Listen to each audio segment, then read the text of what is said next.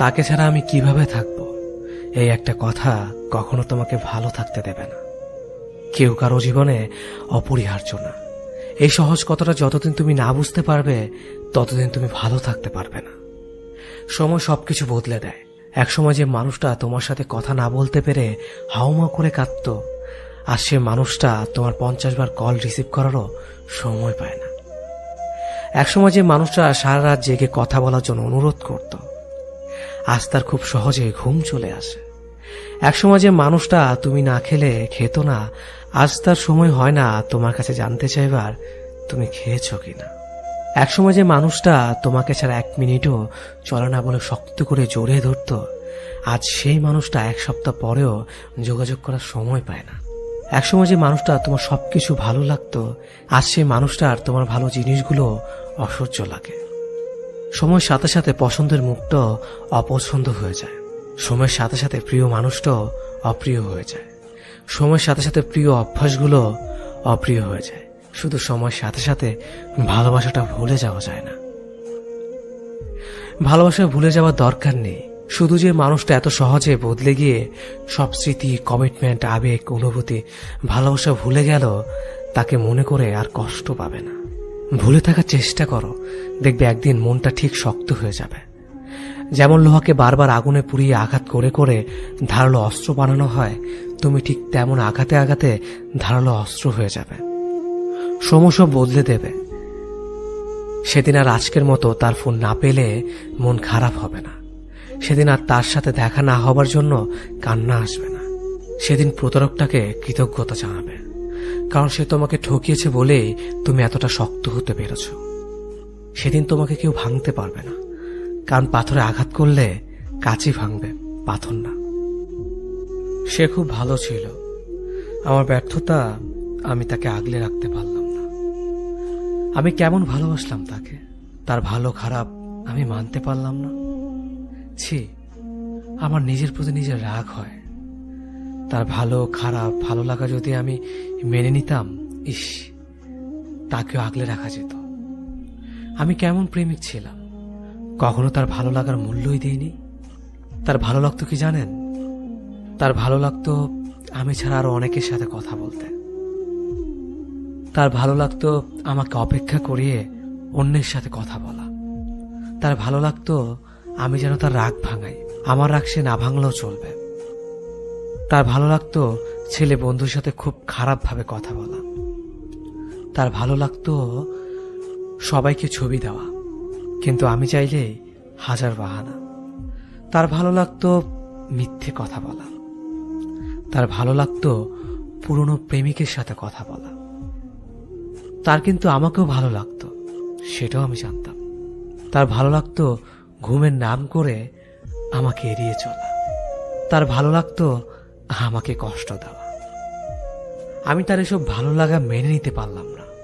ছি, আমি কেমন প্রেমিক ছিলাম। এই জন্যই তো তাকে আগলে রাখতে পারলাম না। আসলে তার ভালো লাগার যে আমি মূল্যই দেইনি। মানুষের ভালো লাগাকে প্রাধান্য দেওয়া লাগে, না হয় সম্পর্ক টিকে না। সম্পর্কে শুধুমাত্র একজনের ভালো লাগার জন্যই অন্য আরেকজন অন্ধের মতো ভালোবেসে যায়। হারিয়ে ফেলেছি আমি আমার ভালোবাসাকে। সত্যি সে ভালো ছিল। আমি আজও নীরবে বসে চোখে জল ফেলি। আমাকে তুমি বুঝতে পারোনি, হয়তো বোঝার চেষ্টা করনি বলেই আমাকে তুমি বুঝতে পারোনি। আমার কলিজার প্রতিটা পৃষ্ঠায় এক একটা মহাকাব্য রচনা করে চলেছে। একটা বারের জন্য তুমি পড়ে দেখোনি। তবে আমাকে দাও ভালোবাসা কি আমার প্রতি তোমার করুণা ছিল? আমি তো তোমাকে মন থেকে ভালোবেসেছিলাম। আজও তোমাকে সত্যিকারের ভালোবাসি। আমার ভালোবাসা তো কোনো খাত নেই। তোমাকে সত্যিকারের অর্থে আমার ভালোবাসার রাজ্যের রানী করেছিলাম। সবকিছুর পরেও কেন কেন এভাবে আমার থেকে দূরে চলে গেলে? সবটাই তো জানতে কতটা পাগলের মতো তোমাকে ভালোবেসেছি। হায়রে দুনিয়া, এই পৃথিবীতে সত্যিকারের ভালোবাসার কোনো দামই নেই। তোমার তো ভালোবাসাগুলো হয়তো অভিনয় ছিল, তাই না? কি দোষ করেছিলাম বলো তো? তোমাকে ভালোবাসাটা কি আমার দোষ ছিল? কিন্তু আমি তো তোমাকে জোর করিনি। আমি একাই তোমাকে ভালোবেসে যাচ্ছিলাম। এটাই তো ভালো ছিল। কেন 2 দিনের জন্য এসে আবার চলে গেলে? আমাকে ভালোবাসতে যদি তোমার এতটাই অরুচিকর হয়, তবে কেন তুমি আমাকে মিথ্যে স্বপ্ন দেখালে? তোমার মনে আমি নেই, সেখানে অন্য কেউ। এটা আমাকে বলে দিতে পারতে। আমি তো দিব্যি ভালোই ছিলাম। আমি আমার একা জীবনের নীরব ভালোবাসাকে নিয়ে, যে ভালোবাসা আমি তোমাকে কখনোই কাছে পেতাম না, নিজেকে আড়াল করে তোমাকে রোজ দেখতাম। যে ভালোবাসা আমি একাই নিজের ভালোবাসার কথাগুলো বিড়বিড় করতাম। তোমাকে আজও খুব মিস করি। শুধু মিস করো না, তুমি আজও তোমার কলের আশায় থাকে। কিন্তু তুমি তো ব্যস্ত থাকো অন্য কাউকে নিয়ে। যে কটা দিন তুমি আমার সাথে ছিলে, মনে হচ্ছিল আমি হয়তো জিতে গেছি তোমাকে আমার জীবনে পেয়ে। কিন্তু না, সেটা ছিল ক্ষণিকের জন্য। আমি পেয়েও তোমাকে হারালাম। এর থেকে তোমাকে না পেতাম, তাহলে হয়তো এতটা কষ্ট বুকে কখনোই হতো না। এভাবে একা কাঁদতে হতো না আমাকে। আচ্ছা, একটা কথা বলি, আমার মতো কি তোমাকে অন্যকে ভালোবাসতে পারবে? না, পারবে না। তুমি আমার ভালোবাসাটাকে এতটাই ছোট করে দেখেছ যে কখনো আমার ভালোবাসাকে বুঝতেই পারোনি। শেষবারের মতো একটা কথা বলবো, কে তোমাকে আমার থেকে এত বেশি ভালোবাসে? কার জন্য তুমি আমাকে এভাবে কষ্ট দিচ্ছ? সুখে থাকো তুমি তাকে নিয়ে, আমি না হয় একাই তোমাকে ভালোবাসবো। সম্পর্ক যখন শুরু হয় তখন আমরা ভীষণ রকমের কেয়ারিং থাকি। সকালে ব্রেকফাস্ট থেকে ডিনার পর্যন্ত একজন অপরজনের খাবারের কথা মনে করিয়ে দেয়। ব্যাপারটা এমন না যে আমি তাকে খেতে না বললে সে খাবে না। ব্যাপারটা হলো সম্পর্কের শুরুর দিকে কেয়ার নেওয়া এবং কেয়ার পাওয়া, দুটো বিষয় আমরা ভীষণ রকমের তৃপ্তি পাই। ঘন্টায় 3 বার ফোন দেওয়া, দিন শেষে প্রিয় মানুষের সাথে ঘন্টা পর ঘন্টা কথা বলা, একজন অসুস্থ হলে আরেকজনের দুশ্চিন্তা হওয়া, সবকিছুই একটু অন্য রকমের থাকে। মাঝে মাঝে মনে হয় মানুষটাকে ভালোবাসার জন্য এক জীবন যথেষ্ট না। এরপর অল্প অল্প করে সম্পর্কের ডেফিনেশন বদলাতে শুরু করে। কেয়ারিং মানুষগুলো ড্যাম কেয়ার হয়ে যায়, প্রিয় মুখ মুখস্থ হয়ে যায়। রাত জেগে কথা বলা মানুষটা মধ্যরাতে ঘুমাতে শুরু করে। একজনের অসুস্থ হওয়ার ব্যাপারটা আরেকজনের কাছে স্বাভাবিক হতে শুরু করে। প্রচন্ড জ্বরের ঘরে যে বিপরীত মানুষটা একসময় মাথায় হাত বোলানোর কথা বলতো, সম্পর্কের বয়স বেড়ে গেলে সেই মানুষটা একটা না পেয়ে এক্সট্রা খেয়ে ঘুমিয়ে যাওয়ার কথা বলে।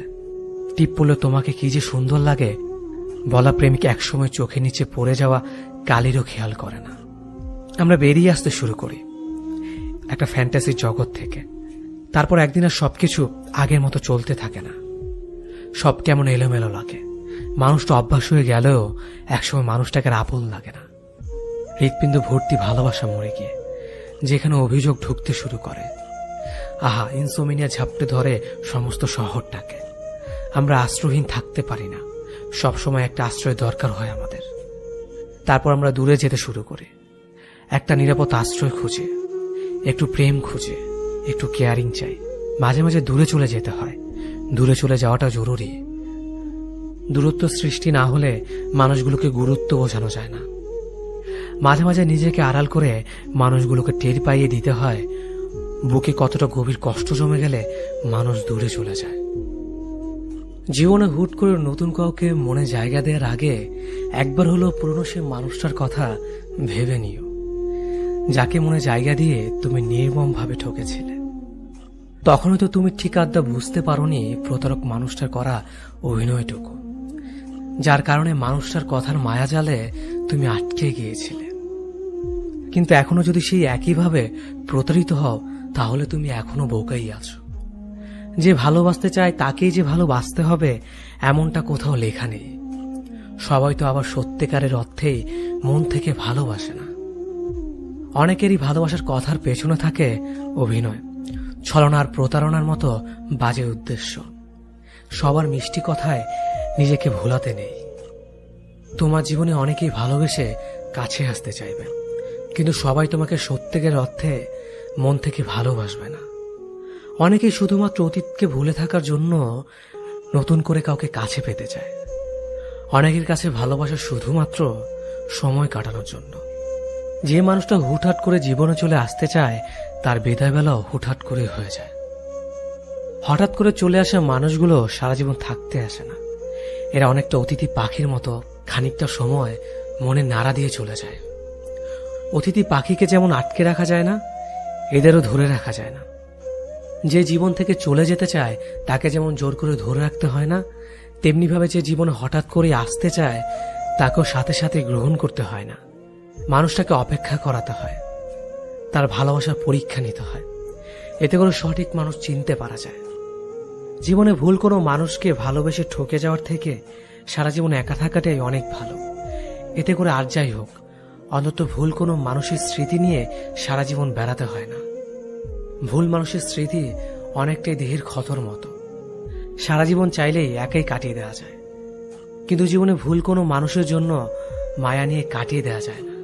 সঠিক মানুষটার জন্য অপেক্ষা করে থাকা যায়, কিন্তু ভুল মানুষটার স্মৃতি নিয়ে থাকা যায় না। ভুল মানুষটার কাছে নির্মমভাবে ঠকে যাওয়ার যন্ত্রণা কঠিন, ভীষণ কষ্টের।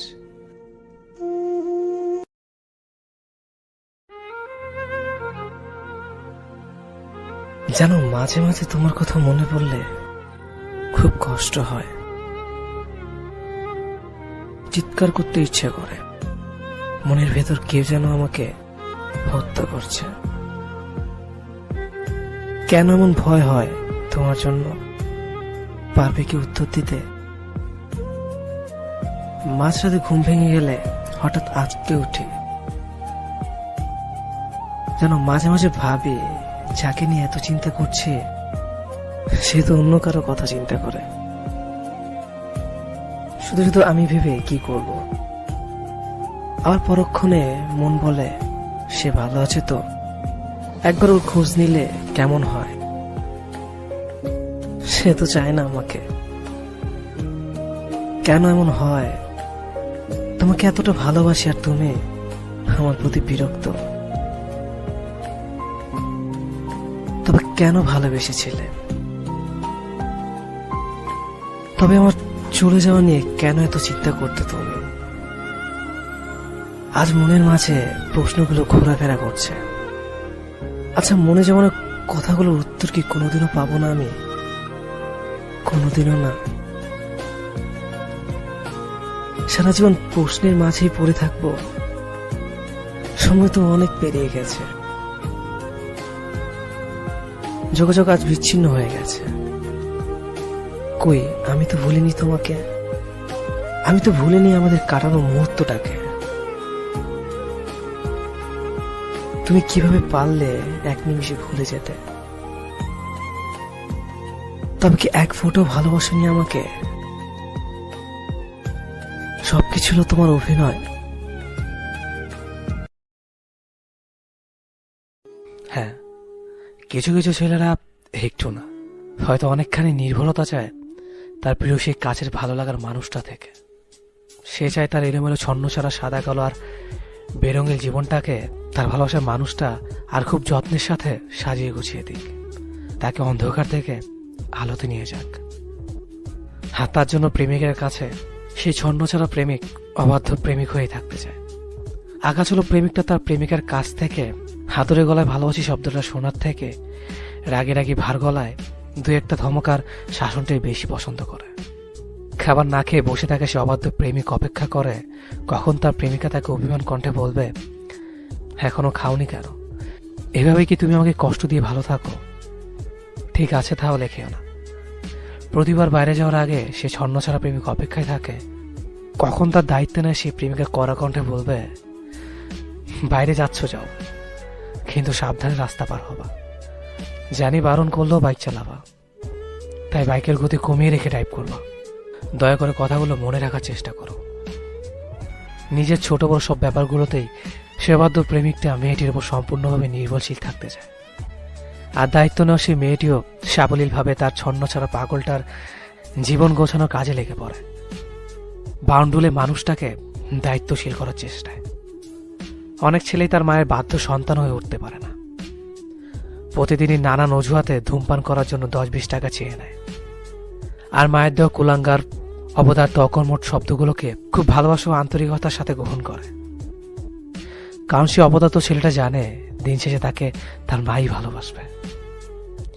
মায়ের খুব অসুখ যেন এই কুলাঙ্গার ছেলেটা চাইলেও মায়ের জন্য ওষুধ কিনে নিয়ে যেতে পারে না, কিন্তু তারা মায়ের চোখের আড়ালে অগোচরে চোখের জলে